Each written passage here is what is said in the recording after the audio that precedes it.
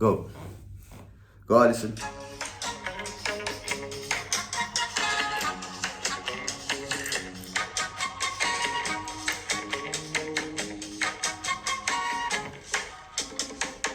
Welcome, Alison, to episode número 25.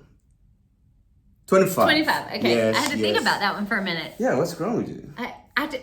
I don't count past 20 in Spanish. That's right. Last time you counted was all the way to 20. I know. I need to take some It's lessons. super simple. After 20, you go 1, 2, 3, 4, 5. Just the same way from 1 to 2. Just add the 20 in the front. That's it. Alison, what are we going to talk about today? Litter. Litter. Litter trashes everyone. Okay, before we start talking about litter, Yeah.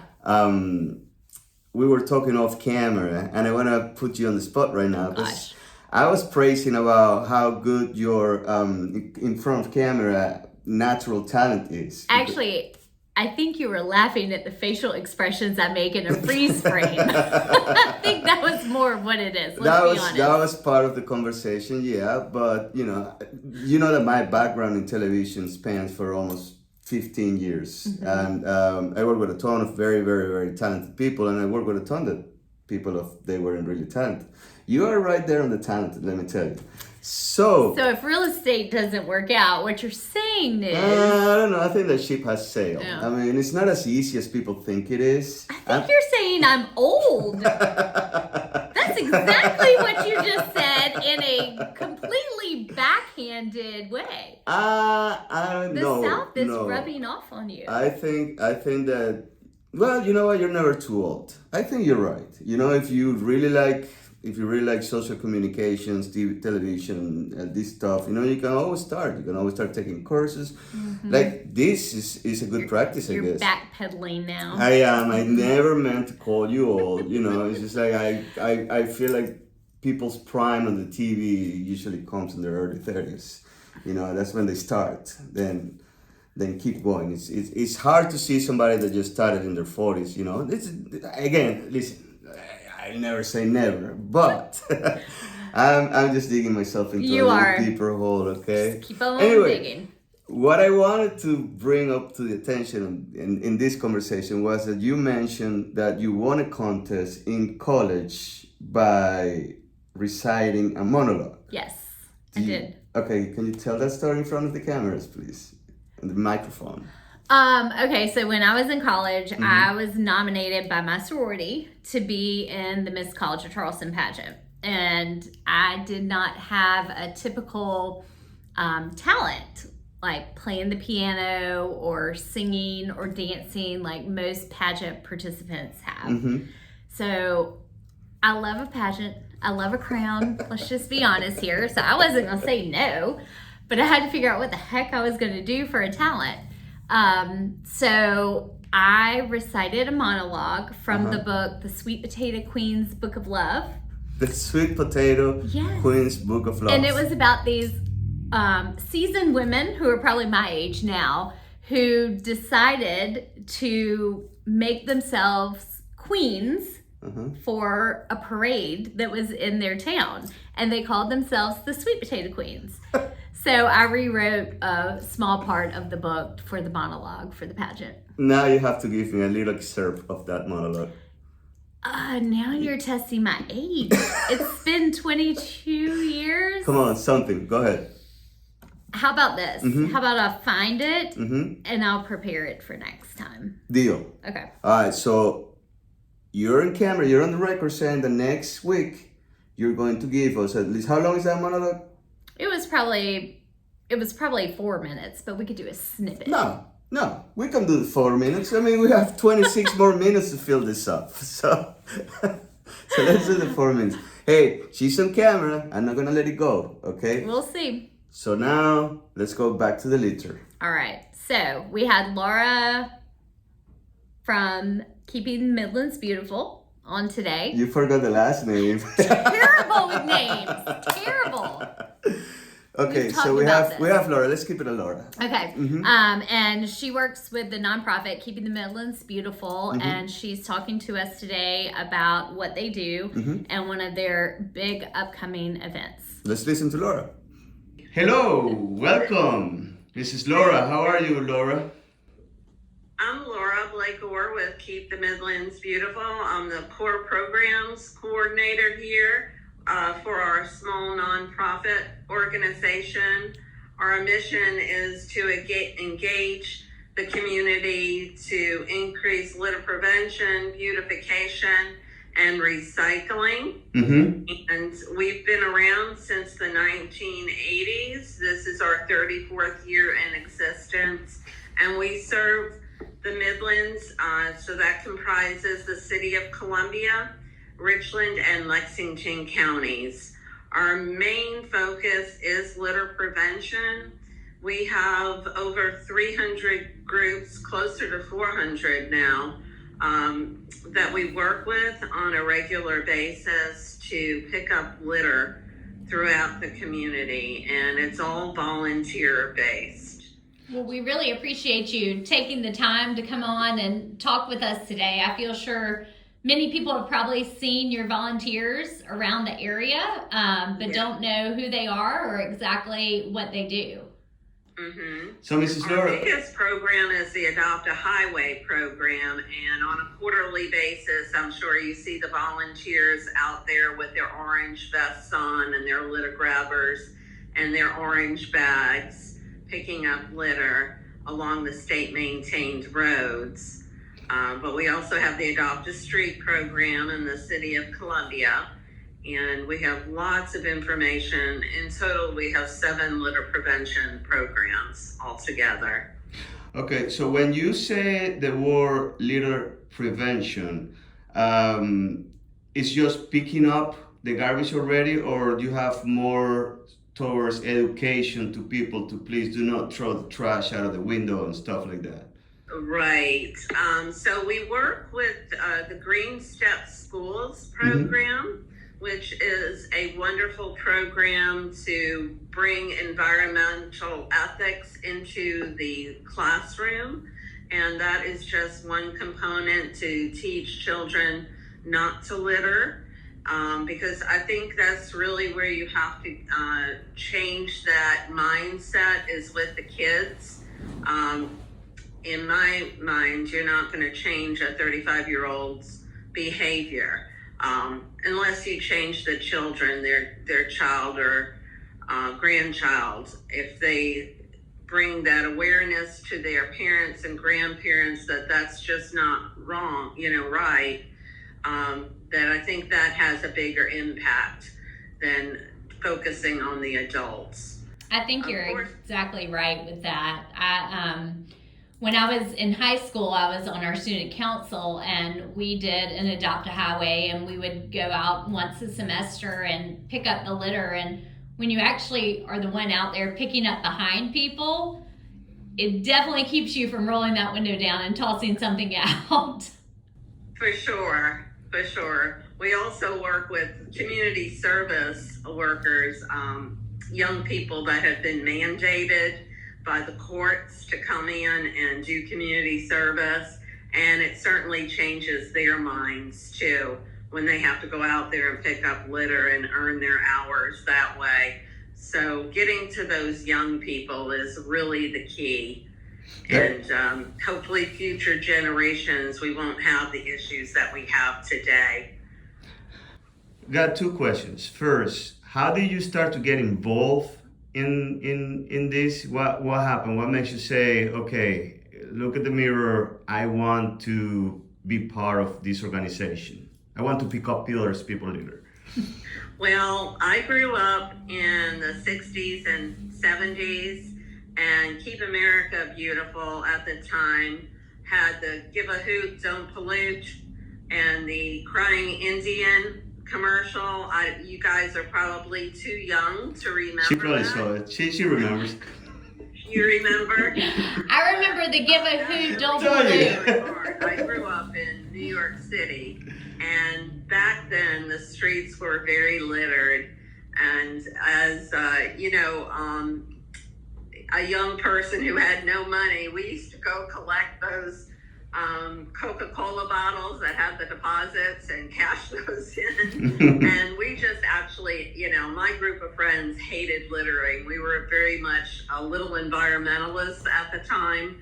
So I've always been passionate about litter prevention, and whenever I travel and go places, I'm always out there picking up litter. And I actually served on the board when I was with the corporation on the Keep the Midlands Beautiful board for about 8 years.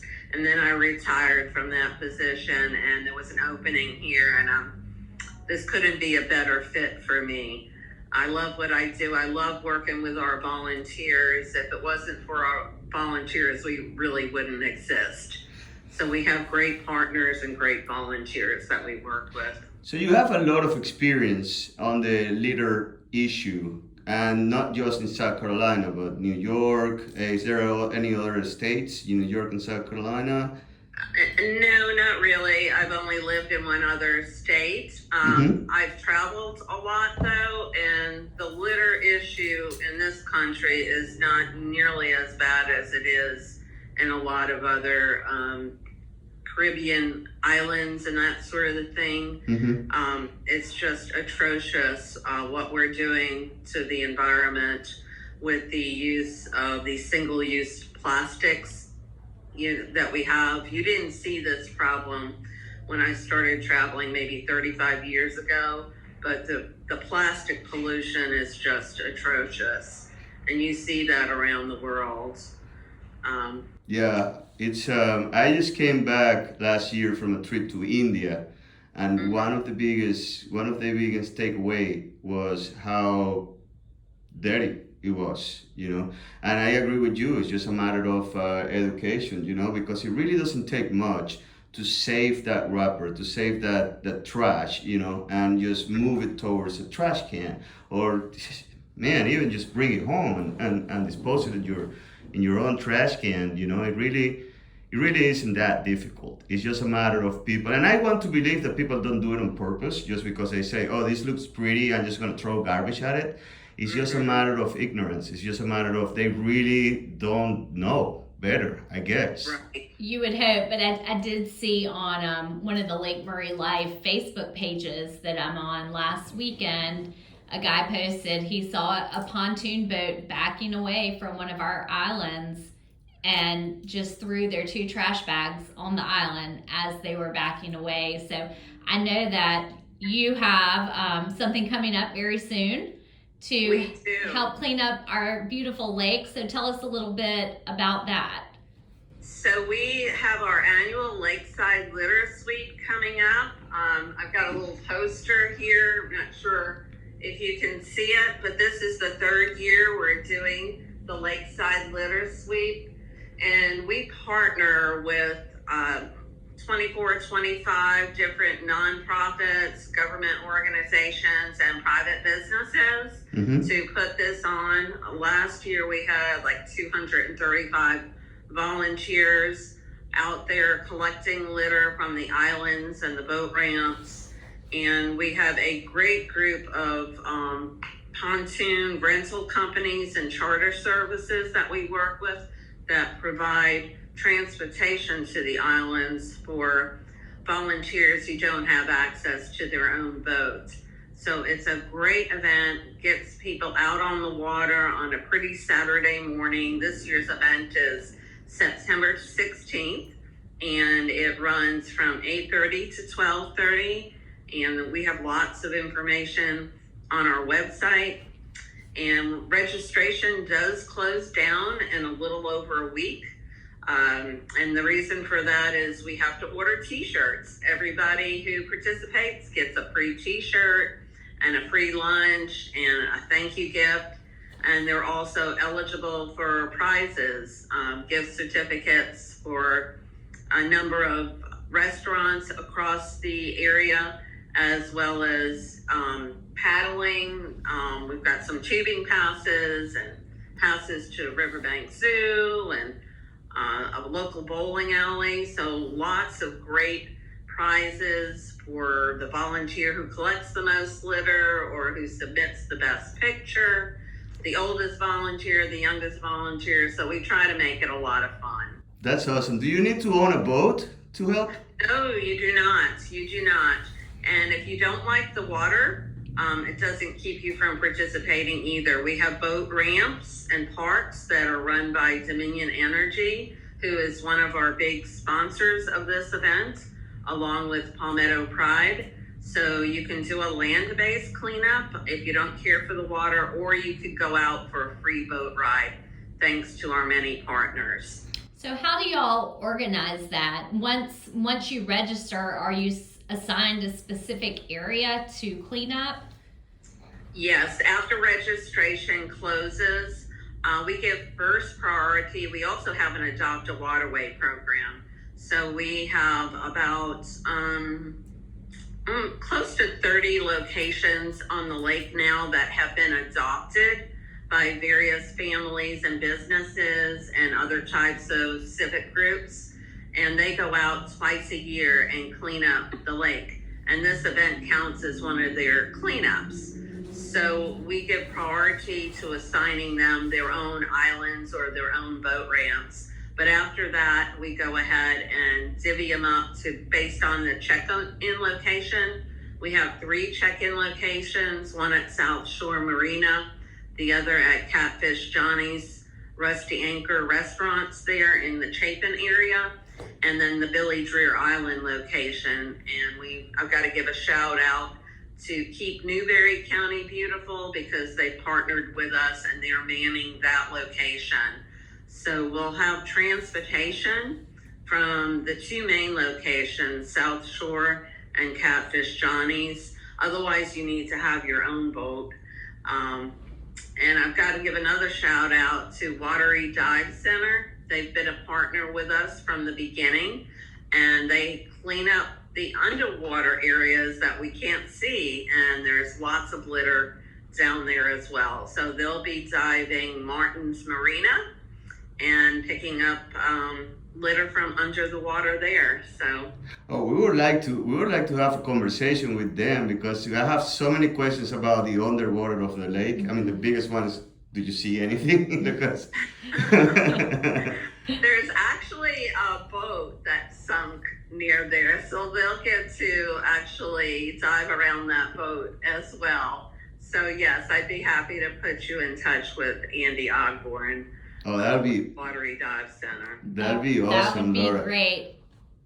Laura, I'm curious. So, out of the last few years that y'all have cleaned up, do you have any story that kind of sticks out in your mind, that of something maybe one of the volunteers came across, or just something unusual out of the ordinary? And before you answer that, just to go back a little bit with the event and the logistic, how many hours should somebody plan if they want to help? How many hours should somebody plan for the day to spend with you guys? Well, it's a morning time event, so we get everybody going by about 9 o'clock in the morning. Check-in begins at 8:30. Mm-hmm. So by 9, everybody's usually back by 12. Somewhere between 11:30 and 12. So if they commit 2 to 3 hours to picking up litter, and then they come back and have some lunch and get their T-shirt and prizes, and afterwards we get their report cards in about what they found and their unusual items. But we get anything from trampolines. There's trampolines out on the island. What? Yep. Now that's on purpose. That's people that go on purpose to just throw that away. We also get, unfortunately, porta potties, homemade porta johns of all styles and shapes. So it's a variety of stuff. Mainly, though, glass beer bottles and plastic water bottles and Gatorades and that sort of thing. That's the majority of it. All right, so tell us that story that you were about to tell us before I interrupt you.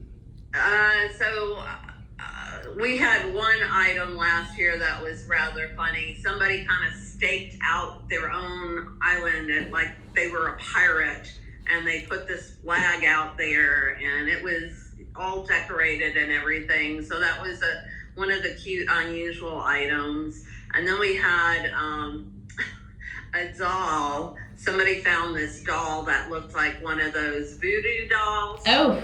And I have a couple couple of interns. One girl, actually, they're sisters. One girl has graduated and she's not with us anymore. But they were so spooked out by that doll. They thought it was, had spirits and everything. So those are a couple of unusual items that were found. But we always get, trash off the roadways too. We get so many volunteers that we don't have enough islands and boat ramps that we send them out to the roadways nearby, and they pick up along there too. So you can find just about anything on the side of the road, from bicycles to baby carriages, honestly. Wow, that's it. It just amazes me. It just amazes me. One of the things that we walk a lot of roll lane, and a lot of the time they're next to a highway or next to a very busy road, and I just can't understand how many empty cans of beer or empty cans of alcohol you find next to the road. I mean, this is people that are literally drinking their beer or licking the and just throw it out of the window just like that. Right. I mean, yeah. I think they don't want to be stopped with that open container, even if it's empty. So they'd rather toss it. And I think they just don't have pride. It's all about having pride in your community and caring about where you live. It's a shame, and that's something that I truly believe is instilled in people when they're young. Mm-hmm. You grow up, you don't throw trash in your yard. You shouldn't throw it in a park or a waterway, or along the roadside. Well, also, again, being a realtor, you get exposed to a lot of times to a lot of houses of people, and you'll be surprised how many times I've walked into a house that is fully trash inside. And it's amazing how people live. Some people live like that, and so probably there you can certainly explain yourself. Well, you're like this at your house. I wouldn't expect anything different on the street. The difference is the house is for yourself only. The street is something that we can share. So if you want to live like that in your own house, so be it. Nobody here can say otherwise. But when you move out, understand that you're not alone. You're not the only one. Yes. Right. I think some people think that, that's somebody else's job. Somebody's getting paid to pick up the litter. And that's not true. We don't have, unless you want your taxes to go up significantly, we don't have enough paid litter staff at the county levels to take care of all the trash that's out there. Our volunteers collect over 200,000 pounds of litter each year. Not on the lake. That's overall with all of our programs. Mm-hmm. That's still hard to wrap your head around, how much is out there, but it's great that there are programs like the one that you're running to help keep our area clean. Mm-hmm. I think we lost you for a little bit, Laura. I think so. I am going to decline this call. Sorry about that. That's all right. No worries. We're almost at the finish line anyway. Laura, I want to ask you a last question for this, okay? Can you please let us know where do you need the most help? Where can somebody start? If somebody's listening to this and is interested in helping out and is interested in just learning a little bit more about the program and the organization, where can they go? They can go to kmbsc.org. And we've got a great website that outlines all of our various programs. Or they can call me directly at 803-733-1139, and we are happy to get them involved in any one of our programs. So we'd love for them to go ahead and register for this event and get a taste of what we're all about, but then make that longer term commitment and get involved in one of our adoptive programs. Well, that sounds great, Laura. We appreciate you coming on today, but also appreciate how much you do for the Midlands and to keep the Midlands beautiful. Well, thank you for your interest in our programs and for airing this. We appreciate the exposure. Thank you very Absolutely. much, Laura. Thank you very much, and you're doing a great job. We're doing it. We need more. We need more Lauras in this community. Oh, that's sweet. Thank you very much. We appreciate it. All right, bye. Take care. All right, Bye bye-bye. bye. Dude, that was awesome. That was great. But at the same time, it's kind of sad, you know. Well, I do think it's a mindset shift, and David and I actually went, had to go to a funeral last weekend, and it was about an hour and a half from here, and driving through the small town where we were and looking at how littered the streets were Yeah. made me very appreciative for where we live.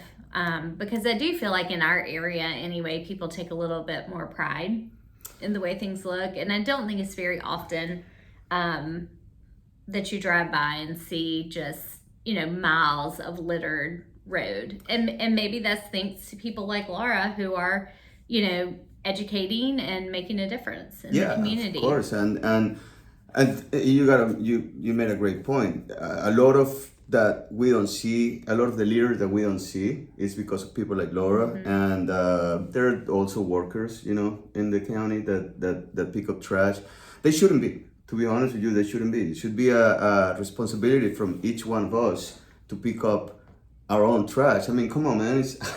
It's our own trash. I can't do it. I mean, not that I want to, but You can't pick up your own trash? no, I can't throw trash out the window. I thought you were one of those litter guys. I'm not a litter bug. Come on, now. No. Show is over. And she did have a point when she mentioned other countries and try to compare the situation here with other countries. But I will disagree in the fact that you don't want to compare with something that is worse. You want to compare with something that is better.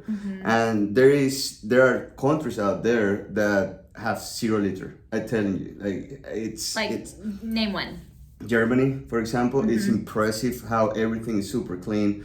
I just came back from Qatar. I mean, they're richer country, but I don't necessarily. What do you think the difference is? Education and culture, and I don't necessarily think that money it's a problem. If anything, actually, if you have more money, you can buy more stuff and you can throw more stuff out of your car, But I've been to places that are dirt poor, and they're clean. And I've been to places that shouldn't be, that they're not, ultra rich, because obviously the ultra rich, they can pay people to pick up after them, to pick after other people. It's a matter of culture. It's a matter of, dude, that bag of McDonald's that you already finished your food while you're driving, don't throw it out of the window, It's keep it in your car for an extra hour or whatever until you get next to a garbage What's it got to be McDonald's for? Because I saw. You think about it though. People don't throw Chick-fil-A bags out the window very often. It's that McDonald's bag, isn't it? I saw not They're too mad long. because I the saw ice not cream too long machine was broken. a guy throwing a full bag of McDonald's out of the window. That's the image that I had in my brain, and I just couldn't understand. And part of me wanted just to pull over the guy and have a conversation with him. Citizens arrest. No, I don't think that you get arrested for littering. We got bigger problems to take care of. But it's something that there's no excuse. It's something that is not gonna cost you anything. Yep. It's something that is really not much effort, and it's something that with time, it will make you better. You want to see streets clean. You want to see, and like she said, if the county doesn't have to spend more money on it, then they don't have to raise the taxes on it. So it works for everybody. It's not just about these guys. They don't. No, it's a whole community thing. It makes you better. It makes community better. It makes everything better. And it's as a small thing as a plastic cup, as a plastic water bottle. It just adds up. It really adds up, and I just don't see the only excuse though. When we were talking with her, the only excuse if you're drinking a beer in the middle of the road while driving, you don't want the cops to pull you over. I guess, like you shouldn't be drinking the first time. Or then you're drinking and get caught throwing the empty bottle out of the window. But I can see that person say, well, man, it was either me getting a DUI or just trying to do that. I'm not condoning or anything, but there's really no excuses. I agree. There's really no excuses, and it really bothers me that something like this gets done. I see. So let me ask you, if it bothers you, are you going to get involved? Absolutely. Are you going to go to the lake cleanup day? Yes, absolutely. I think that's a great thing to take our children to as well, to show them that this is important and this is why. Like I said to her, when I volunteered in high school as part of our student government, it was very impactful for me. So, I mean, I literally cannot throw something out of the window. Yeah, you're right. Once you start picking other people's stuff, you like, same thing in your house, Once your kids start to pick up their own stuff, they realize, well, I don't want to have to be listening to mommy and picking up all the stuff in here. Exactly. Anyway. So, like she said, from the old advertisement that only I remember because I'm old enough. I've called you all twice in this show. Huh? Do you remember what she said? She said, give a hoot, don't pollute. Give a hoot, don't pollute, and that's it. We'll see you next week. We'll see you next week. Hope you enjoyed. We certainly did. And please do not litter. Teach your kids. Tell your kids' friends. Do not litter. Oh, you know what? I forgot. No, I I don't. have a very, very strict rule on my baseball team, with the kids, that we leave that dugout cleaner than what we found. It's a great rule. It is, I love it, and I copy that rule for another coach, when I saw him saying that, I said, hey, that's a great idea. I want to say that to my kids. And I started telling to do that. And we do find here and there some dugouts that are like, people leaving stuff behind. I think, anyway, just saying, if you're coaching, if you have access to kids or something, teach them. It's got to be in their culture. It's got to be repeated. And it's important. It is. Okay, bye. Bye. For real. Bye again. Bye again. Whoa, wait. Just kidding. See ya.